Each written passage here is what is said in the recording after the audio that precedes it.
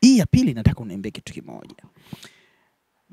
Baada tu Simba kumfunga Meki goli 6, kumeinuka mijadala kwamba Elie Mpanzu ndio usajili bora zaidi wa kigeni kwenye nchi mpaka sasa, akitajwa yeye na Jonathan Soa kwamba wamekuja kwenye muda mfupi na wameongeza thamani ligi yetu. Nafikiri kitu chako kinafanya hivyo maana unakubaliana na mawazo labda watu wengi. Ndani ya Simba unamuona Mpanzu ni star mpya kwenye zile piki za kina Emmanuel Okwi kama atatulia vizuri. Ni kweli. Kusema ni usajili bora, no, thank you. Ni kwa sababu amesajiliwa Simba, wangesajiliwa Yanga. To me ningerudi na Soa ambaye dirisha dogo amefanya vizuri. The same kwa Mpanzu. Unajua Mpanzu alisajiliwa mapema, hakucheza kwa sababu unajua kulikuwa na issue zake za transfer, lakini alikuwa Simba miezi 2-3 kabla. So alikuwa na train na team. Kwa hiyo alikuwa alishaingia. Ukisema Soa ndani ya kipindi kifupi sana na Deriki kusema kwamba huyu angekuwa ni Kariakoo, angekuwa kwa yani, kwa sababu ukitazama Singida si kwamba anatengeneza nafasi nyingi sana kama timu za Simba na Yanga. Simba na Yanga ndio timu ambazo zina uwezo wa kutengeneza nafasi kubwa kwa aina ya wachezaji walionao. Timu nyingi wanazocheza nazo asilimia kubwa zinakaa nyuma, zinakuwa ni timu ya pili kama sio ya tatu, zikisubiri Simba na Yanga zifanye nini. Kwa hiyo wachezaji wengi eneo la viungo wanapata hiyo luxury, hiyo nafasi ya kutengeneza mashambulizi na nafasi zinatengenezwa. Sasa pata picha Jonathan Soa kwa sanaa yake ya kuweka mpira kambani, alafu anakutana na pasi za mwisho za kina Pacome, Charles Ahoua. Sio yule jamaa angekuwa zaidi ya Mayele, unajua angekuwa ni issue nyingine. Kwa hiyo ni bahati mbaya tu.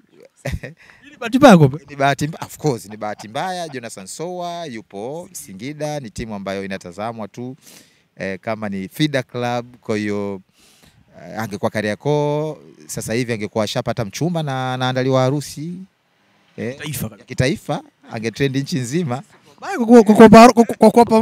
Kwa pamwali tuchelewi. Leo Jonathan Soa alikuwa ni yeye kupanga ni kuchagua. Achukue Bongo Movie au kwenye tasnia ya habari, kwenye muziki wa Bongo Flavor, angechagua kwa sababu watu wanapenda raha, kwa sababu kufunga magoli ni sanaa. Sio kila mchezaji anaweza kufunga. Kwa hiyo angekuwa Kariakoo, I think tungezungumza kwamba Jonathan Soa ni usajili bora, hususan ameingia kwa dirisha dogo. Lakini pengine mtu anaweza kusema anacheza kwenye eneo ambao halina pressure. Unajua kuna nyakati unaweza uka comfortable. Kuna eneo unacheza kuna pressure, kuna si mashabiki, kweli inawezekana, lakini bado kuna wachezaji wangapi ambao wapo kwenye hizo klabu ambazo zina pressure na hawezi kufunga kama Jonathan Soa? Wako wengi, sio? Kwa hiyo yeye nadhani ni top, kwa sababu hata timu aliyokuwa anacheza alikuwa anafunga. Young Africans walishamuona. Tetesi zinatajwa kwamba ni mchezaji ambaye alikuwa na window sana Young Africans, na bado sasa hivi inaonekana hata mahitaji upo uwezekano akatua Kariakoo msimu unaofuata. Kwa hiyo mimi binafsi ukimzungumzia Soa, Mpanzu, unajua kwanza wanacheza sehemu tofauti. Huyu ni winger, naamini mshambuliaji kiungo pembeni. Soa ni mshambuliaji natural. Kwa hiyo ukisema tu walinganishe nitakuwa simtendee haki moja hapo. Lakini kwa Mpanzu nampa pongezi kwa sababu naona ndio mchezaji ambaye kwa Simba kwa kipindi kifupi ni mchezaji ambaye tishio uwanjani. Yaani unajua timu unaenda kucheza na timu afu unaambiwa kuna mchezaji tishio kwenye timu fulani. Sasa Simba ilikuwa inacheza, kuna kipindi fulani ilikuwa Simba unaitazama as a team. Simba ulikuwa uweze kuitazama, kuna nyakati wewe unacheza na timu alafu ndani ya timu kuna timu nyingine. Ndani ya Simba kuna Chama, ndani ya Simba kuna Okwi, ndani ya Yanga unamwona, ndani ya Simba kuna Mixoni, ndani ya Yanga ulikuwa unamuona kuna Stephen kwanza. Yaani unapambana lakini kuna Mayele. Sijui unaelewa? Pacome wewe. Kwa hiyo sasa hivi ulikuwa ukitazama Simba msimu ikianza ilikuwa unaiona timu tu. Na hapa ndipo wao walikuwa wanataka sio mchezaji mkubwa. atumpendi, afanye vizuri, apigi tobo, kwa sababu kulikuwa wanapenda kuona kuna star zaidi yani kwamba unacheza na timu alafu una timu nyingine ipo ndani, kwa hiyo unafanya kazi nyingi. Unajua hata kwenye derby, why derby wengi tulikuwa tuna predict kwamba Young Africans ilikuwa timu ya kwanza, kwa sababu Yanga na Tonombe Mkoko alivyokuja kipindi hicho anaamua kina Kisinda kipindi hicho Mimbio alikuwa anajitofautisha alafu yeye mwenye anafanya shabala apate game. Exactly. Kwa hiyo sasa hivi Mpanzu ndo anakuja kututhibitishia kwamba Simba ina timu lakini kuna wachezaji ambao wanasimama kama timu ndani ya kikosi. Kwa Mpanzu anaweza kufanya hivyo vitu na ni tishio. Hata kwenye derby tulikuwa tunamtazama yeye kama ndio mchezaji ambaye atakuwa ni threat, ingawa na yeye ni mchezaji ambaye anacheza ni mchezaji ambaye anahitaji nafasi space afanye vitu vyake. Usiku ukimnyima nafasi umemuumiza, umemuua. Mchezaji fuatilia sana Mpanzu, ni mchezaji ambaye anahitaji nafasi afanye vitu vyake.